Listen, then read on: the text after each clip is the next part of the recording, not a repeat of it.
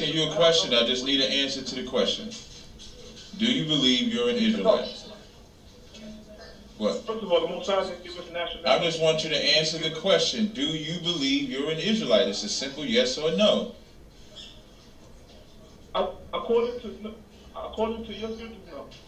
According to who? Anything else you want? According to the way you believe. I didn't ask about nothing about me. I didn't say, do you believe Captain Tazaryak believes you're an Israelite? No. I said, do you believe? Hey, I need y'all get this guy ready. Slide. Do you believe you're an Israelite? I know for a fact. No, I know for a fact I'm not an Israelite. Okay. The state of Israel wasn't established until 1948. Okay, wait, don't hang up on it. You hang up on it? You see what he just said? Israel wasn't established until 1948. That's the dumbest thing on the planet. When the Israelites been around since Genesis, the 25th chapter. I don't understand when people make stupid statements like that. No, you're making these guys famous. They're nobodies. Nobody's. Not allowed here. Nobody's. You know what he's going to think? How does I knows me? He remembers my voice. I do remember. And he got to go. Nah, he ain't got to go. And next call? I had a goofy especially. They got to die eventually. 313-629. What's your name? Where you calling from? They got to go. Darren calling from Detroit. What's up, Darren from Detroit? You got a question or comment? Yes, love the show. Need the number in Detroit. And I wanted to ask you, did you hear of Reggie when he was on Charlotte's show the other night? I tried to listen to some of what Reggie was saying, right? He's a horrible presenter. He's a horrible everything. Like the problem with cats that claim they're historians and then when they come to the Bible, here's the biggest problem with an historian trying to study the Bible. The historians, an historian would never look at the Bible as actual facts, no matter how many facts are in it. It's almost like they go to look for every bit of history to make the Bible be false instead of just accepting that the Bible is correct. When I was on Charlotte's couch, I gave a scientific answer. This is what I said. In the Bible, the Lord spoke about the springs in the middle of the earth.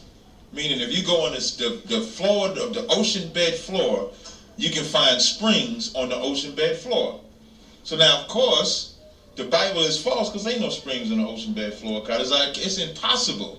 But when Jacques Cousteau and all the white people go down into the oceans, what do they find on the ocean bed floor? Springs. Now, you think that would be enough to where everybody would just say, you know what?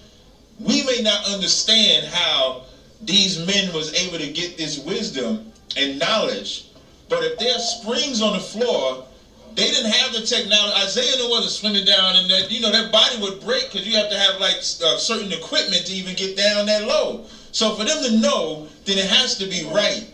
But historians are never looking to prove the Bible. They're only looking to disprove the Bible. And so when you have an individual like that, there's no amount of evidence that you would be able to give them. So they make the same, petty arguments and stuff like that. So I listened to it, but it wasn't nothing in there that made me say, damn, Reggie, he really pulled something. He pulled like a rabbit out the hat. I wasn't expecting him to say that. So it's almost becomes like, what I like about it is the more that they talk about us in the Bible, the more we take the people that they think not listening to us. What they believe is that if they keep trashing the Bible or trashing like ISUBK, that's going to make people not be with us. When it just makes more people come because they want to know what's making them talk about us this much. You want to know what it is? Mm-hmm. It's because they all got smacked up.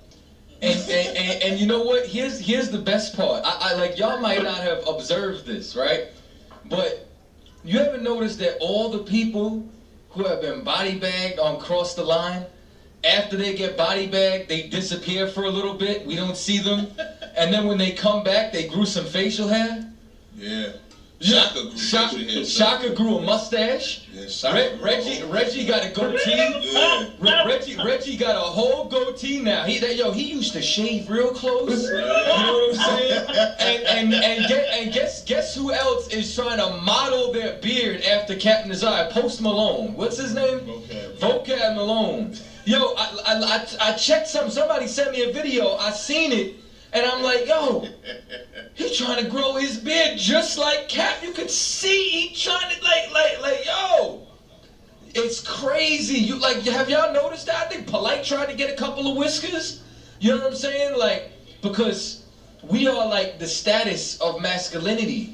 And it's like we smack them up and they need to reevaluate themselves. And you know what they'll do in the middle of them trying to destroy the Bible? They'll come up with some type of voting plan or economic plan that's going to be the fix. Black people think money is the fix to black people. Black people thinks who you vote for is the fix. When the Bible is really the only solution that could ever fix us. And like I said to Simon in that interview, he said, why would we do that? I said, because God gives us a moral code to govern us by.